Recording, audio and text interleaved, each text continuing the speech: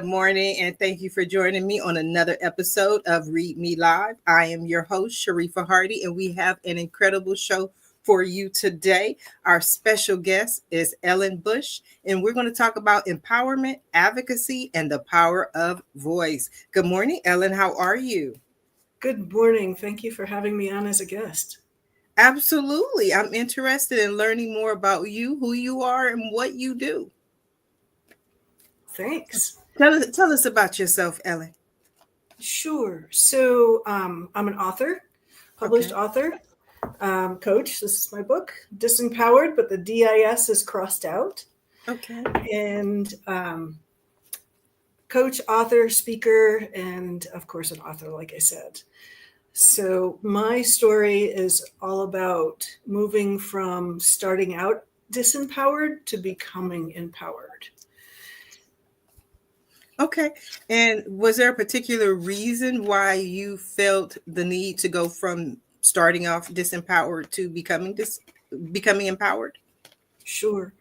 So when I was around 6 or 7 years old, I was diagnosed as dyslexic. Mhm. And I lived in Westchester County, just outside of New York City. Okay. So pretty affluent community. And despite that, and an excellent school system, I was written off. Mhm. The belief system at that time was that, dyslexia was an intellectual disability, and nothing could be farther from the truth. We just learn a little bit differently. But unfortunately, that bias was so strong. I was literally written off by the school system. And my parents said no. And they abdicated for me, and they fought for me. They were involved in every aspect of my schooling. And the short answer is, a bachelor's degree, a master's degree, and now I'm a published author. So clearly Wow. they tried to write off the wrong child. The wrong child, Ellen. That is amazing. But I want to go back to your early years, right? Sure. And correct me if I'm wrong. Dyslexia is one of those things that people don't necessarily always catch early on. Sometimes they Right. think you have learning issues or other challenges. Or sometimes people put it down to behavioral issues where you don't Absolutely. want to do the work. How did you get to the diagnosis? And you're 100% right. And it really depends on where somebody lives, even Okay. today, because different states have different education policies. Okay. In my case, because my school was so proactive Mhm. and forward leaning, or at least they believed that, I was actually originally diagnosed as ambidextrous, Oh, wow. which is interesting in itself. Right. And the theory at that time was that if you didn't have a dominant eye, and Mhm. most children develop a dominant eye very early, Okay. and if you don't have a dominant eye, you're not able to track words across a page. Now, that belief, to best of my knowledge, has been completely debunked. Okay. So they actually held me back until the end of second grade to begin to teach me to learn to read, because they didn't believe that my brain was ready, or my Okay. eye. So we had that piece of it happening first. Mhm. And then they said, okay, let's do further testing. So they actually did the WIS test, which I don't know if you're familiar with. It's I Wishler. I forget exactly what it stands for. I am not. It's an intelligence test, and Okay. it measures different types of intelligence. So Okay. it'll measure things like logic, abstract reasoning, general IQ, math skills, reading skills, problem solving skills, things like that. Now, I'm over 50. So when I went through the school system, we're talking about the 70s. Okay. So I'm sure that the test has new iterations, or there are new versions of it, Mhm. just with a function of time and, understanding, of human intelligence. And I scored in the 98th percentile for logic, in the 99th percentile for abstract reasoning. but my math skills were low, and they hadn't started to learn how to read. So I had no reading skills at that point. So there was a lot of self-fulfilling prophecy going on there. They believed XYZ, that I was incapable, and they didn't acknowledge the logic and the abstract reasoning skills. Okay. And it was a really very strange perspective, to when I look back on it, I'm just like, wait, what?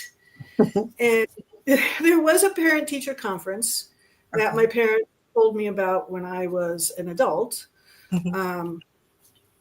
And it was a very condescending parent-teacher conference. And my parents were told I would never be academically successful. They should focus on finding a husband who would take care of me, because I wasn't really going to be contributing to society other than as a wife and a mother. So when I say I was written off, I was really written off. Wow. Yeah. And by today's standards. Oh, I'm sorry. Go ahead. Oh, no, I was just saying that's horrible to just tell someone that they don't have the ability to do anything else besides being a wife and a mother. Yeah, that's pretty especially awful. At a young age. Yeah, I was 6 years old and written off, 6 or 7. Wow. And my parents just said, no, this is ridiculous. At that point, the Americans with Disabilities Act was in place. Okay. And then anybody who is diagnosed as dyslexic, and I hate that word diagnosed, but it is the appropriate word, falls under those protections. Okay. So there are legal protections, and the school must provide reasonable accommodations and services for that student. And that's that's federal law. So my parents just said, we're not going to accept this. That parent-teacher conference ended with my mother pounding her fist on the desk saying, I refuse to allow you to condemn my daughter. That is so wonderful to have a parent that stood up for you.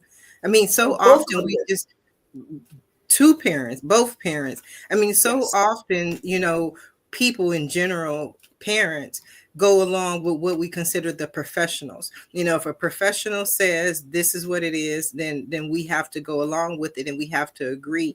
And so that also, to me, is a prime example of the power of voice and questioning authority. Absolutely. Now I have to give you a little picture of who my mom was. She was about 5'3", soaking wet, 100 pounds, maybe 110 pounds, Irish Catholic girl from Brooklyn. Oh, wow. She's not putting up with any mess. She was not going to take that. And then my dad was an Army veteran, so he wasn't pretty. Yeah, you kind of can get the picture there. Yes. But they really abdicated and fought for me and did everything they could for me. But the reality is that they were up against an entire education system that believed that I would never be academically successful. And I was traumatized by that. Oh, wow. You mentioned, we see behavioral issues, and sometimes these kids who are dyslexic, just, it appears that they don't want to work.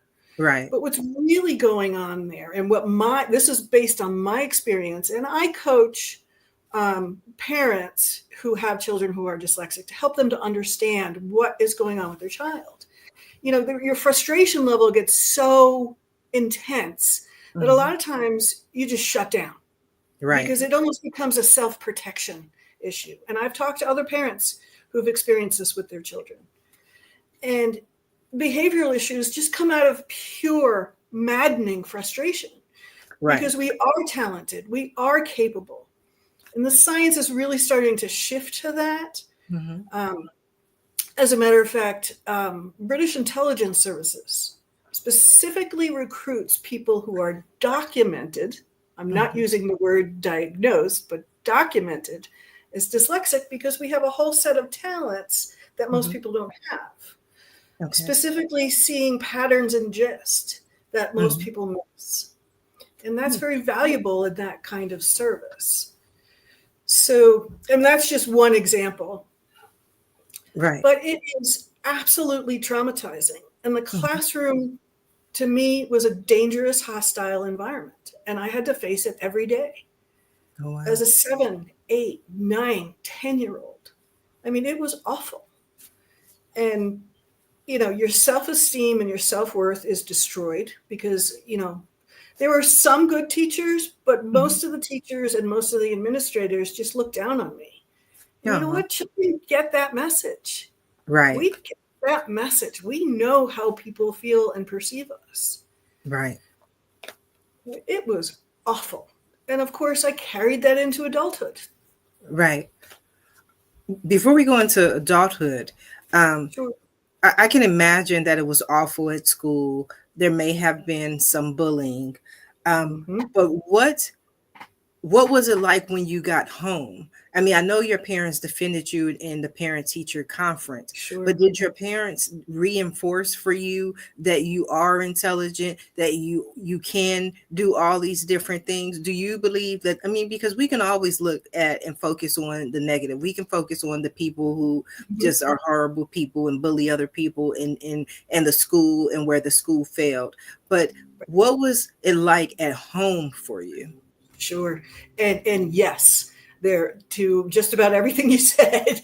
So there was bullying that went on for a couple of years, and it was god That's awful. horrible. And I have done years of trauma therapy to deal with that.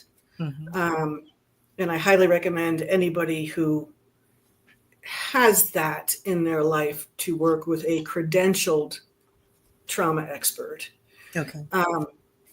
But at home, in the evenings, often I would come home and just burst into tears. Oh. Yeah, and just run into my mother's arms and just be completely, just frustrated and bullied and angry and upset. And why is this so hard for me?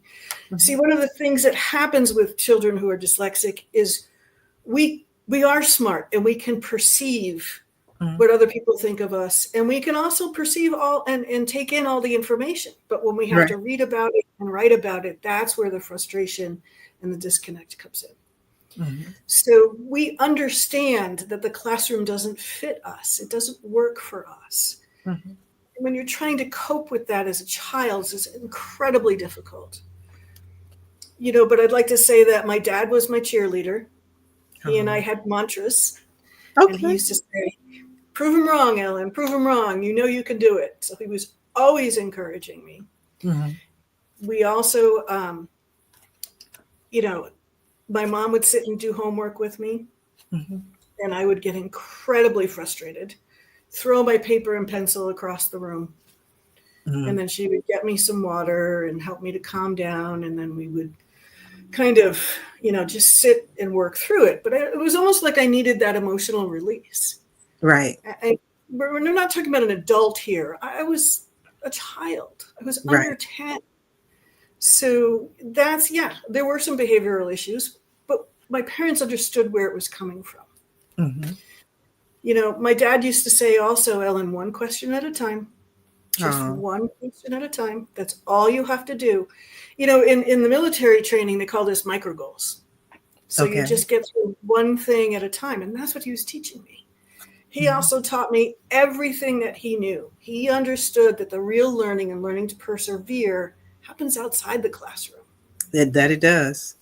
It really does. And so as a little girl, we had a summer home on Fire Island, and my dad was an avid fisherman. And he taught me how to navigate, how to read nautical charts, how to pilot his boat.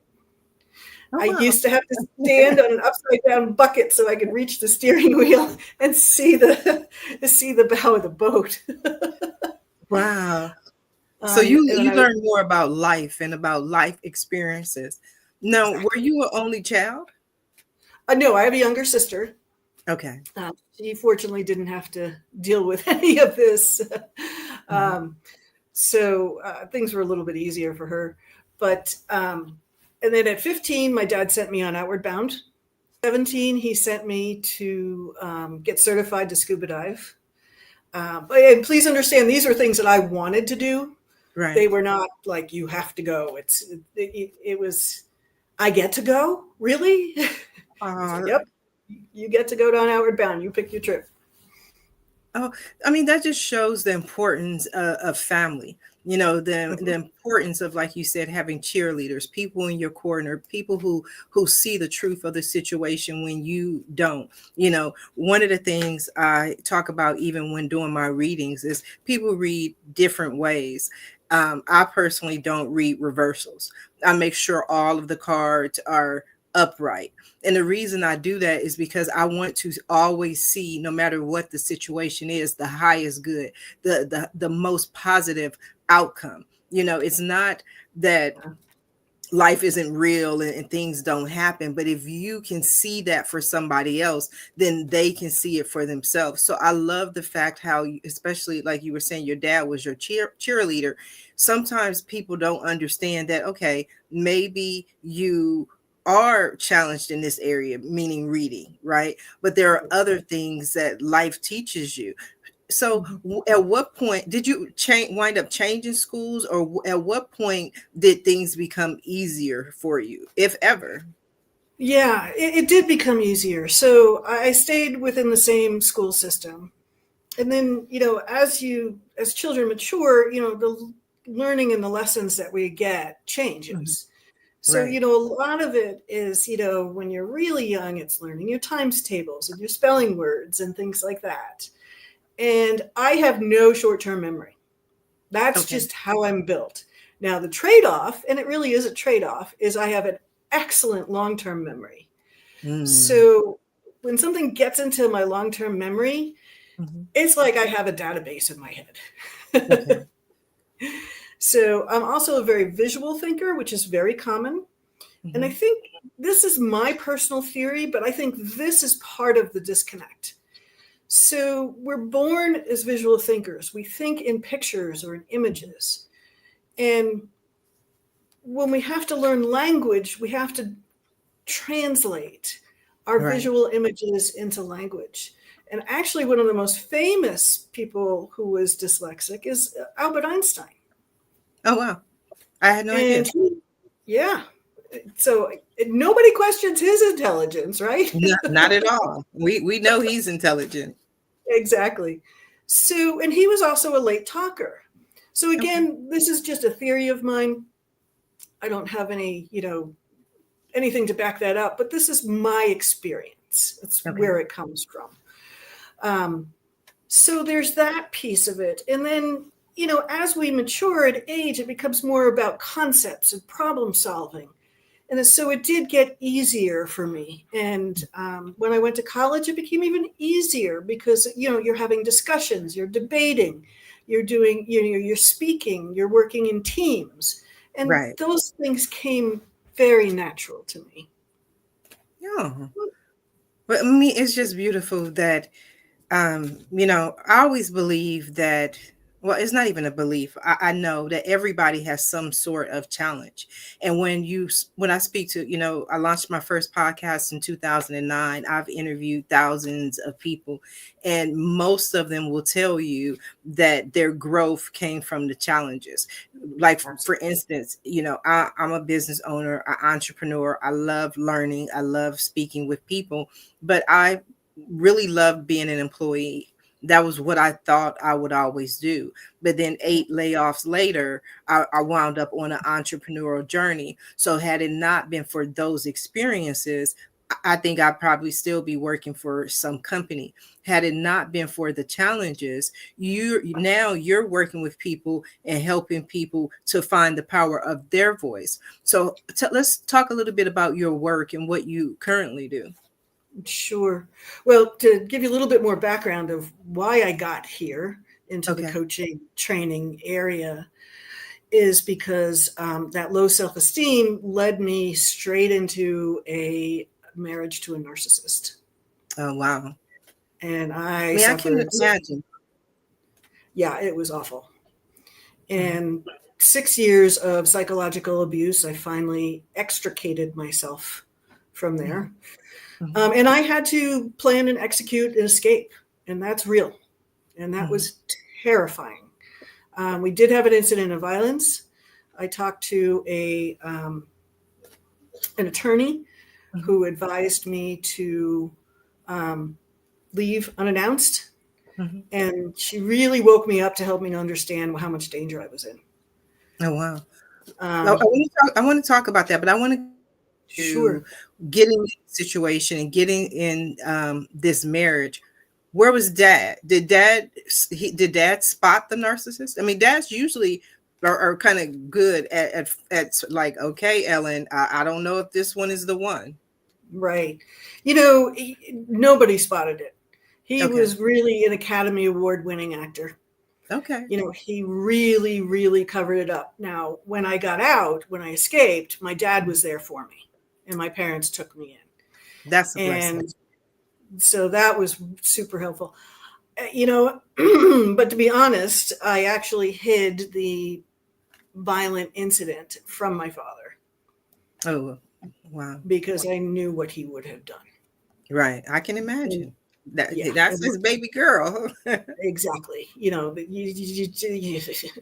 Not a good place to be. So I just didn't want to see anything happen that would have had a really bad result. Right. I just wanted him out of my life, and that was all I needed. And so yeah, that was pretty rough, and it was an extra burden on me, but it was my choice. Mm-hmm. One of the things I want to point out, and this is a government statistic, is that 70% of the women who are murdered in this country, from intimate partner abuse, and there's 3 women and 1 man every day in this country. 70% of the time that happens the day they try and leave. Mm. Which is why the attorney who I talked to advised me to to escape quietly and not announce it. Right. So I am very grateful for her Yes. advice. And that's what I did. Yes. One of my favorite movies, I love movies. I'm a huge movie buff, is Sleeping with the Enemy. Oh, yes. You know, how she Mm-hmm. had this elaborate plan to Mm-hmm. get away so that he Mm-hmm. wouldn't even know that she was still alive. Right. People have to do whatever it is for their own safety, for their own peace of mind. And Yep. like you said, announcing it often puts them in more danger. Wow, I'm Yes. sorry that you had to go through that. That is horrible. I mean, it really is. You've had some challenges, but I Mm-hmm. always love when people take those challenges and use them to be able to help and be able to assist other people, because you learn empathy. And you not only learn empathy, but you learn experiences through life. And so now, who are some of the people that you work with, or types of people? Sure. I work with a lot of women, Hmm. um, a trauma informed Hmm. coach. And like I mentioned, I do work with parents who have dyslexic children, Okay. to help them to understand the trauma and the support. Um, and I work with pretty much, I've also been doing some work with folks on the dating side of things because everything is such a mess right now with the dating apps. Yes, So, tell me about it. So, okay, how do you help? Because I sure. need to get some help. So, what do you help them with? Sure. So, it depends on the personality. Okay. One of my first questions is, are you an introvert or are you an extrovert? Because that makes a big difference as to your path, Okay. and getting out there and, because for an introvert, it can be really difficult Right. to go to an event, and Mhm. I encourage getting out there and doing any kind of in-person meetup, Right. finding sports and communities and growing your community. Mhm. And again, an introvert, that's a lot harder. Right. So I happen to be an extrovert, surprise, surprise. uh, but we come up with plans. I think meetup groups, there are some great ones out there. We have some fantastic ones here in Colorado that I've been a part of. I have 2 meetup groups that I'm part of that are business networking groups. They're not for dating per se, but that's Right. about getting in front of people. That's about introducing yourself. It's about having a conversation saying, hi, my name is Ellen, and this is what I do. And the Right. more practice somebody can do, and it's less pressure in a networking environment because it's Right. not a dating environment. You just Right. get practice and you get out there and you learn how to stand on your feet and just get Mhm. comfortable with it. But I think, moving away from the dating apps, I think is super helpful. I mean, Right.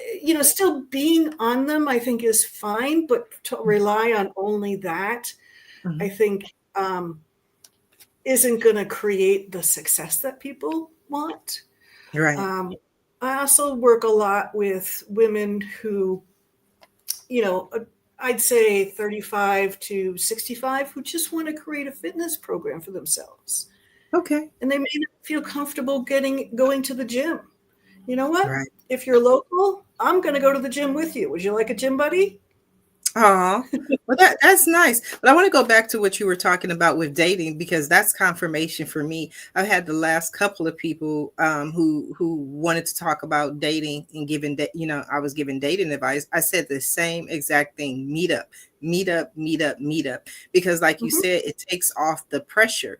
But in addition to it taking off the pressure, is you have things in common. You have things that you enjoy, and you get to Mm-hmm. meet people, and you get to know people and what they like. So if you're going, and I said the same thing as far as business meetups, because if you're looking for or you want a certain type of guy, in my opinion, you know, they're out there networking, they're out there focused on business. And I Right. used to be on the dating sites. I originally got on the dating sites. I'm not on anymore, but way back in 2008. And I went even on the dating sites with the mindset of getting out the house and having fun. And some of the guys that I met in 2008 are still really great friends to this day. So I think so often we get, especially as women, we can be closed minded and say, well, I'm just looking for Mr. Right, or I'm looking for my husband. Okay, well, go out, Right. have some fun, meet new Right. people. Because as I told one lady, I Exactly. said, you never know, even if you go to, a women's group, if that's what you're into, some woman there might be like, you know what, you'd be perfect for my brother. You know what I mean? But you Exactly. just meet people. And it was Mm-hmm. interesting what you said about intro. Like I always tell people, I'm more of an introverted extrovert. I don't even know if that's a thing, but most people assume because I do a lot of Right in events the and I do middle. a lot of speaking and I do podcasts that I'm an extrovert. It's like I Right. come up, like I bring my energy up. I do the show. It's a performance. And then after that, it's like, okay, let me go read this book. Let me close off from the world. And I can be very introverted. Right. And I agree with you 100%. It's about getting out there in the communities, Mhm. and excuse me.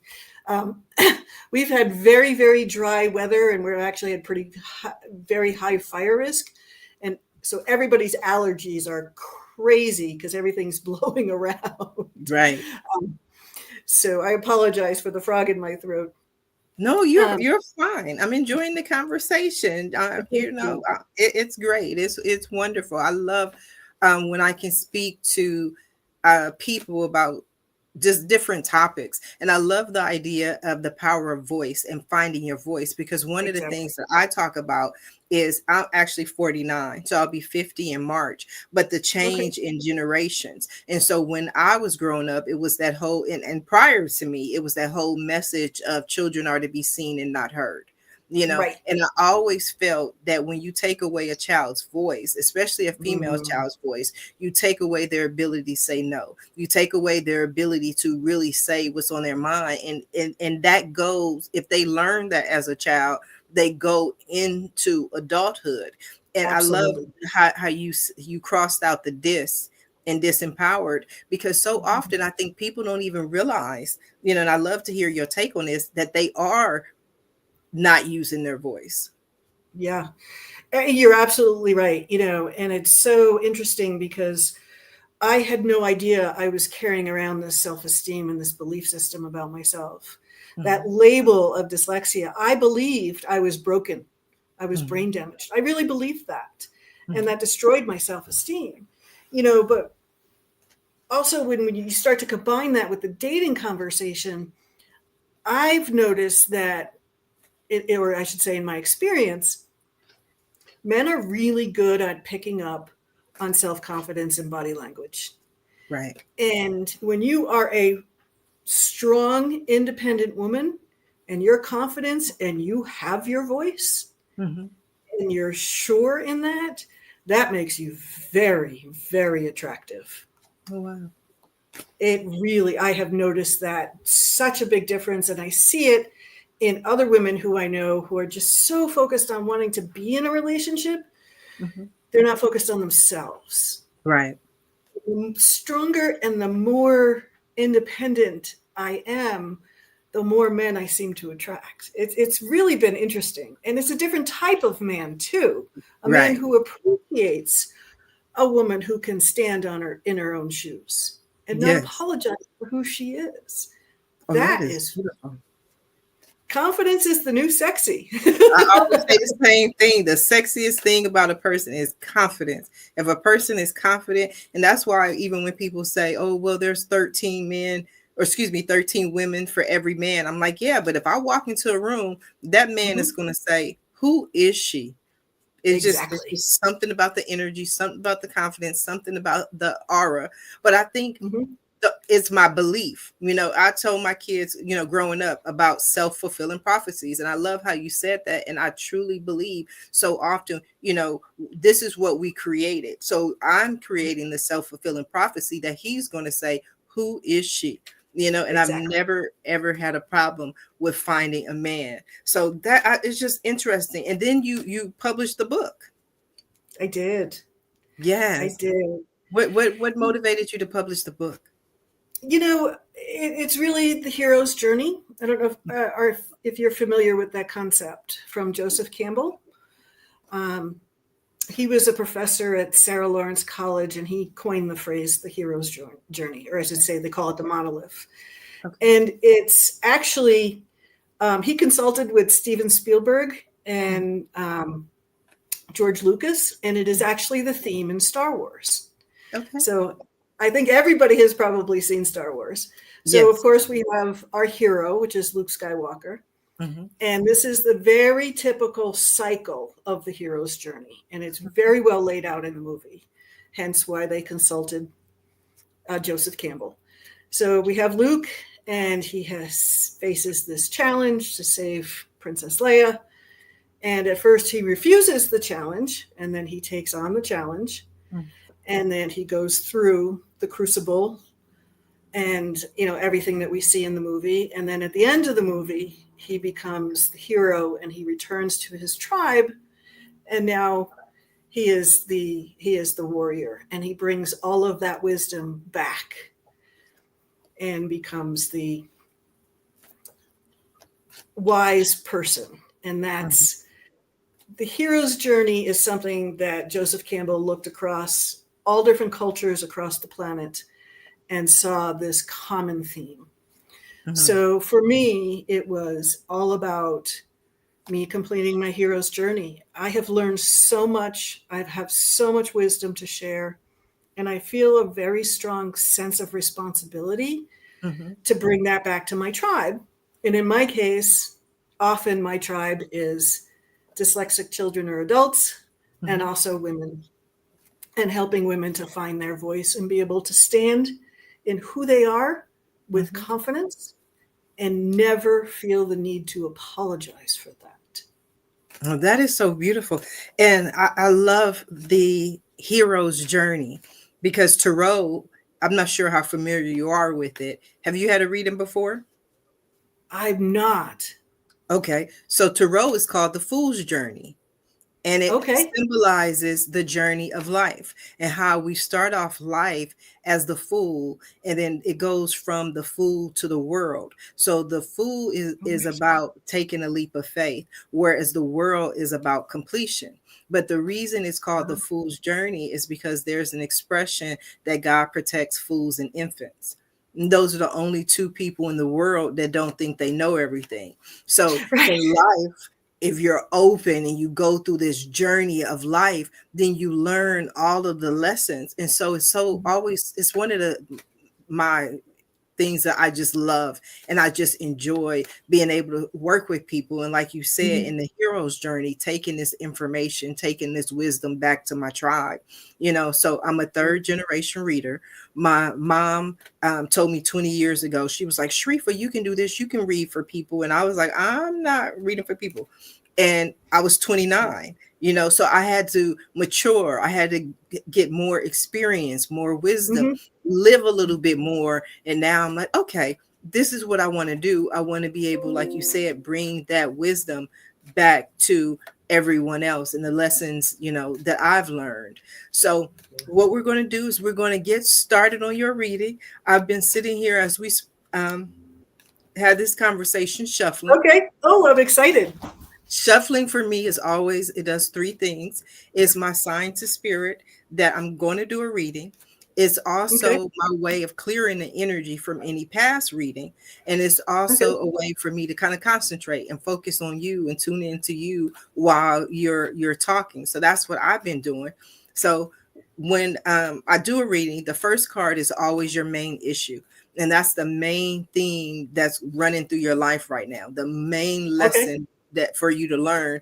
And Ellen, that is the 10 of Wands. Okay. 10 of Wands. And so What does that mean? the 10 is completion. So it's what Okay. they call a minor arcana card. So arcana means change, right? So you have major arcana and you have minor arcana. Major changes in your life and minor changes in your life. Major changes are your things that change the course of history. Those are your divorces, your marriages, your deaths. Those are Mm. things when life will never be the same. Publishing a book, I would consider it a major life change. I'm getting ready to release my fifth book, and being a published author gives you a lot of credibility. It It does. opens doors for you because that's who you are. Minor Mhm. arcana cards are things that affect you today, things that affect your short term, whereas in the long term, big picture is not really going to do much, right? So wands are action, wands are movement. 10 of wands means completion as far as this path, this journey. Wands is usually creativity, it's also career, right? So this tells me whatever you've been focusing on, even with the book, it's coming to a level of completion. And so in numerology, a 10 becomes a 1 because 1 plus 0 is 1. So anytime you complete or anytime you end any cycle, then you have to start a new journey. So 10 of Wands is always about burdens, is about carrying more than you really have to. It can be carrying other Mm. people. It could also be just being tired of the journey. You know what I mean? You've had Mhm. a hectic life. You know what I mean? You've been pushing, you've been going, you've been working, you've been releasing, you've been helping. And so this really says that you may be overburdened. And it's so Okay. funny because for different cards, I always have little things in life. And for me, when my kids were at home, whenever I received the 10 of Wands, I made them do something, because I'm a very nurturing person. So I would do the cooking and I would do the cleaning and I would wash the dishes. I would do the vacuuming. And then the 10 of Wands says, you're doing everything for everybody. And Mm. I was like, okay, I need somebody else to help me carry this weight, because the challenge is the 2 of Swords, right? Okay. So 2 is a minor arcana card, and swords means thought. It means intellect. It means things that are going on in your mind, or it means information. So the 2 of Swords, twos on a scale of 1 to 10, 2 is always like the beginnings. It's the start of this next journey. But in order Mm. to move forward in that journey, it requires a decision. So the 2 of Swords is about making decisions. But again, these are minor arcana cards, minor changes. This means that you most likely are going to stay on the current path. So far, I haven't seen any huge shifts, but you Okay. want to make some decisions as far as how you want to move forward and how you Mm. want to distribute the weight. Okay. Yeah. Because the next card that you have is temperance. Okay. Temperance. And temperance is a major arcana card, major life changes. And so temperance is about balance. But I always consider whenever I see temperance, that's my alchemy card, the alchemist. And so the alchemist knows how to create. The alchemist knows what to add, what to pour, what to put in it. I always think of not only the alchemist, but a really good chef. A really Mm. great chef, they haven't touched that recipe in 30 years, right? They just know how to make it. They know how to put a little bit of this, a little bit of that, cook it up, feed the family. That's what temperance is about. It's about the yin and the yang. Again, this is about balance, right? So especially with being overburdened, it tells me that at some point everything has to be balanced. Mm-hmm. Okay. Yeah, I think it's incredibly accurate. Thank you. The next Yeah. card that you have is the Three of Swords. Okay. Minor arcana card, swords or thoughts. So the Three of Swords symbolizes sorrow. It symbolizes some type of loss. So there has been some type of loss, some type of pain, some type of hurt. But the beautiful aspect of sorrow is that it is over, that everything is out in the Mm. open, that there's nothing hidden, that this is no longer going to continue, that this situation has ended. So there may have been, some endings or people that you had to let go of, but it's over now, because the next card that you have is the Hierophant. Okay. And the Hierophant is a major arcana card and it's a major life lesson. And so the Hierophant always talks about spiritual truths or your Mm. belief systems, what you believe to be true, what you see. This usually occurs when people go into a new direction. Again, we're showing an end of a cycle, beginning of a cycle. So the Hierophant talks about what is true for you. And I always use the example of someone who was raised in a certain religion. This doesn't only have to be about religion, but it's the clearest example is that, maybe your parents were Buddhist and then you're like, you know what, I think I'm gonna be Catholic, right? This is not about what is true for other people, what is true for your Mm. community, what's true for your family, spouse. This is about what is true for Ellen. Really Right. fine tune it. And again, that's a major life lesson, is determining what is true for you, because the next card that you have is the Ten of Pentacles. Okay. In the Ten of Pentacles, you have two tens, which is again completion. That whatever cycles you were in before, those cycles are coming to an end, and you're stepping out new beginnings, going in a new direction. And the Ten of Pentacles is always my legacy card, right? It's about generational wealth, because in the Nine of Pentacles, she has enough.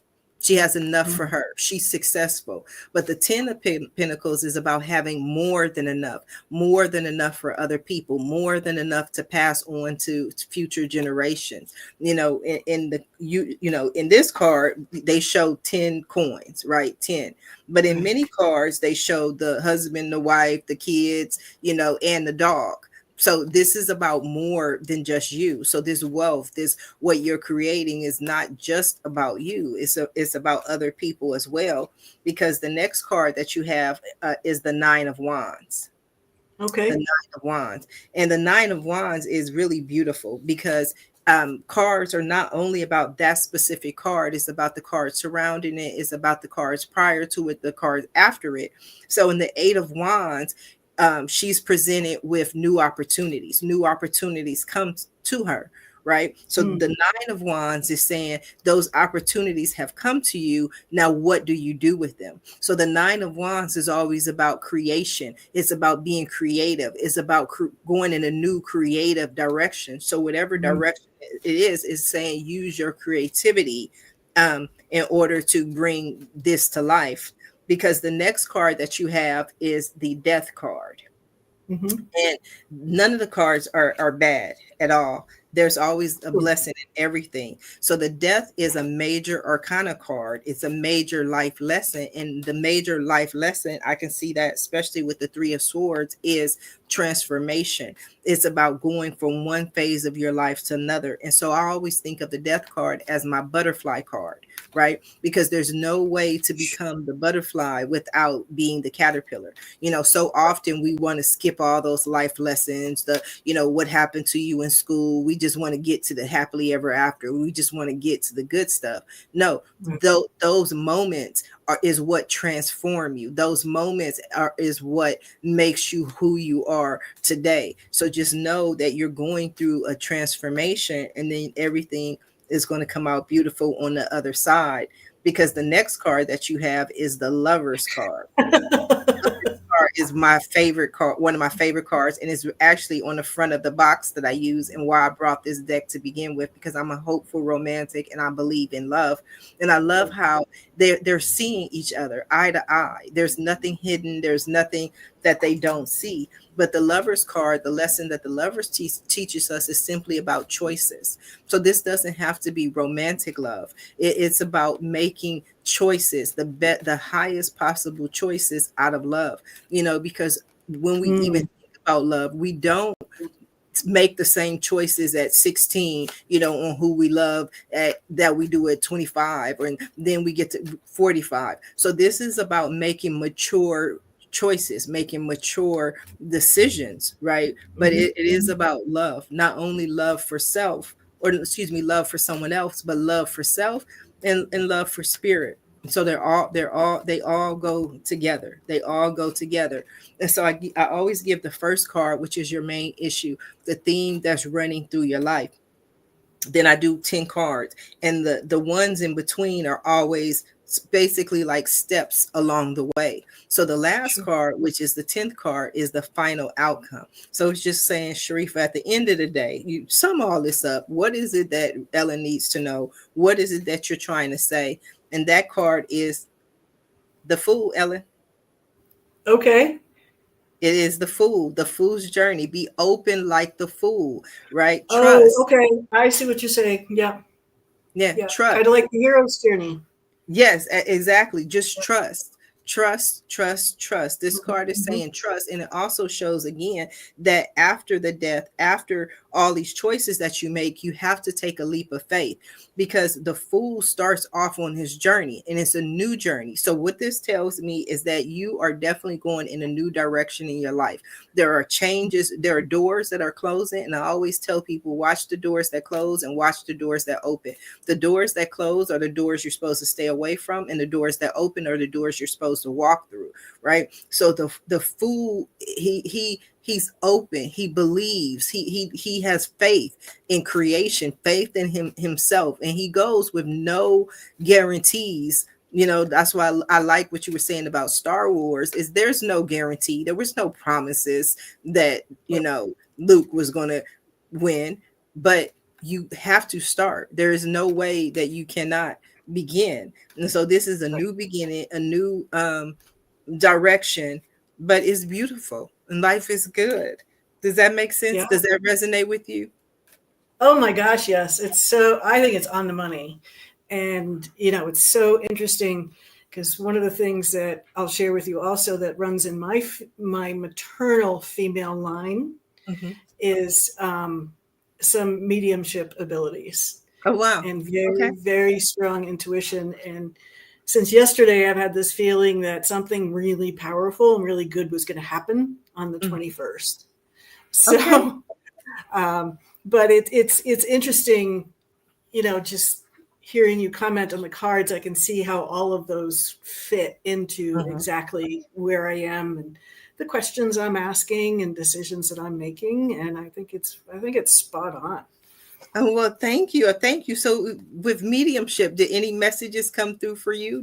Was there any intuition that you felt based on the cards, or you have any questions for me? Nothing at the moment, just because I've been so focused on listening to you. So it may come later, when I do some breath work, and I do breath work and meditation every single day. I think that is mission critical. It's not at the moment, but that doesn't mean it doesn't come. No. One of the things no, it's beautiful, because one of the things that I've learned in doing this show is that people, it takes time to process. So I've It does. found that the average time is usually about 2 days after someone has been on the show. I'll get the email or I'll get the call, or you're like, oh my God, I was thinking about what you said, and this came Yep. to me. Yep. And so I think, the 21st, powerful message, and if nothing else, I'll just say take a leap of faith. So I think it's wonderful. I think it's beautiful. I don't see, I mean, with everything, I just see that this is new, like new journey, new Yeah, moving it forward. is. And I love that. And I think that's beautiful. Now, Ellen, we are coming down to the last few minutes of the show. And what I love to do at the end of every show is just simply allow my guests the opportunity to speak directly to the audience, to everyone who is watching this show live, as well as everyone who is watching it in the archives, and let them know what you want them to take away from your appearance here today. What I'd like you to take away from today is that healing from an event or surviving from something awful, a divorce, a loss of a loved one, it can even be loss of a job, something that is truly traumatizing. I see so many people who survive something and then they get stuck. And I want you to know that you can move from survivor to thriver. And this is actually going to be the theme of my second book, which I have started working on. And there are many different ways to heal. Try different things. But